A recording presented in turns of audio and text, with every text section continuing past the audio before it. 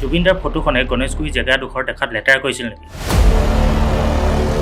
এই প্ৰশ্ন যদি সোধা হয় প্ৰতিজন গুৱাহাটীবাসী বা অসমবাসীয়ে এটা কথাই ক'ব, নাই হোৱা।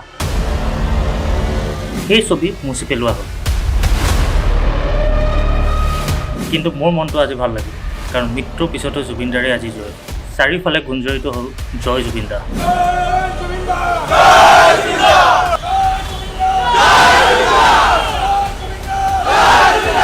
আৰু শেষত জুবিন দেশৰ জুবিন অনুৰাগীসকলে সেই একেই জেগাত পুনৰ দাদাৰ ছবিখন অংকন কৰিলে।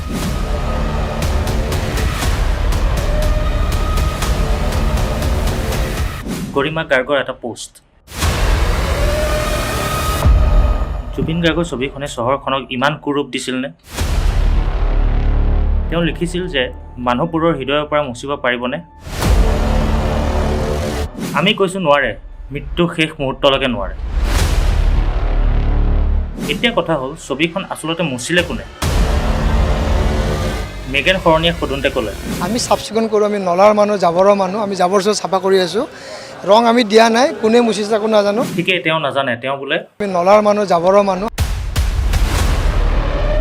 হাতত ব্ৰাছ লৈ ইলেকশ্যনৰ সময়ত ঘৰৰ ৱালত ফটো মাকিব জানে, কিন্তু জুবিনদাৰ ফটোখন গুৱাহাটী মাজমজিয়াৰ পৰা জুবিনদাৰ ফটোখন কোনে মুচিলে সেইটো নাজানে। এয়াই মেয়ৰ উপায় নাই। এতিয়া কথা হ'ল জাপানৰ প্ৰধানমন্ত্ৰী আহিবৰ বাবে গুৱাহাটী চাফা কৰা হৈছে, নতুনকৈ ৰং দিয়া হৈছে, ভাল কথা। কিন্তু জুবিনদাৰ ফটোখন মুচিব নালাগিছিল, অৰ্থাৎ সেইখন আৰু ভালকৈহে আঁকিব লাগিছিল। জাপানৰ প্ৰধানমন্ত্ৰীগৰাকীক ক'ব লাগিছিল জুবিনদা কোন আছিল, অসমৰ বাবে কি আছিল। আজি যদি গুগলত টাইপ কৰে humming king of the world, তেতিয়া জুবিনদাৰ নাম ওলাব। সেইবোৰ কথা জাপানৰ প্ৰধানমন্ত্ৰীগৰাকীৰ আগত গৌৰৱেৰে ক'ব লাগিছিল। জীয়াই থকা অৱস্থাত 40,000তকৈ অধিক গান গাইছিল, বিভিন্ন ভাষাত গান গাইছিল। সেই মানুহজনে মৃত্যুৰ পিছতো ৰেকৰ্ড কৰি থৈ গৈছে।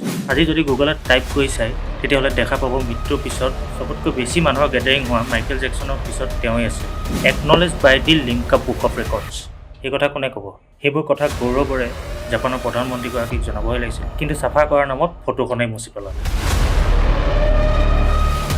ইয়াত ঠিকাদাৰৰ ভুল, কৰ্মচাৰী ভুল, চৰকাৰৰ ভুল নে মেয়ৰৰ ভুল?